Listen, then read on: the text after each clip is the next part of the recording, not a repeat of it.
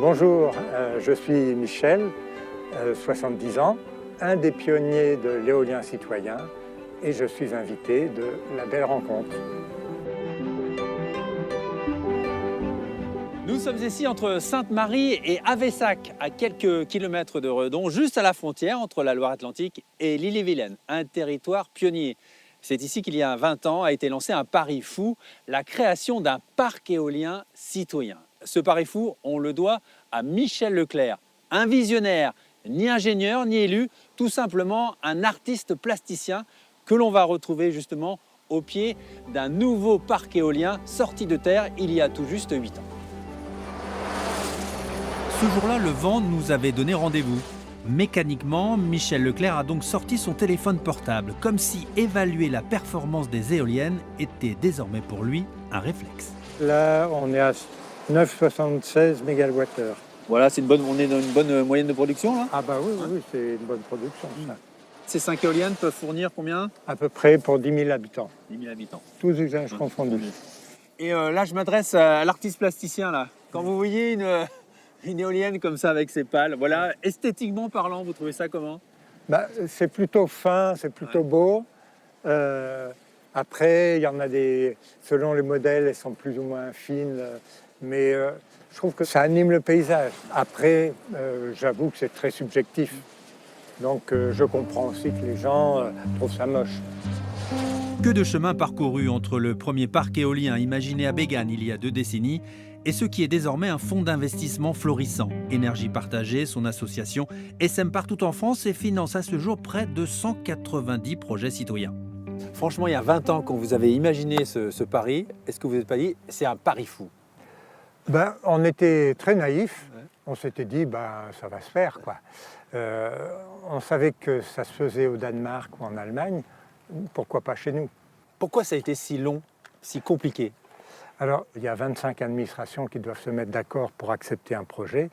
Donc, forcément, il y a des contraintes. Et ensuite, comme nous, on était le premier projet de ce type-là en coopératif, il fallait trouver le financement, les banques qui acceptent.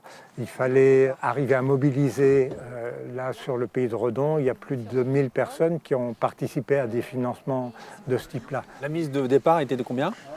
Très variable. C'était des parts à 23 €. Ah oui. Donc, notamment, notre premier salarié, il a mis 23 € au départ et il a le même pouvoir dans la société que ceux qui ont mis 50 000 €.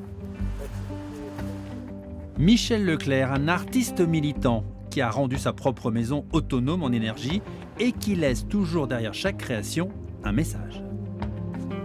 Alors, ça c'est... Donc, ça fait partie d'une série de sculptures dont le thème est humanité. Des petits personnages qui sont sur une barque, sur un équilibre où il y a du minéral, du végétal, un peu fragile. Donc, ça symbolise un peu notre rapport avec l'environnement et le fait qu'on est tout petit en haut, mais on arrive à déséquilibrer tout ce qui est en bas. Comment expliquer votre engagement pour un parc éolien citoyen? Il y a une conscience écologique derrière qui remonte à loin?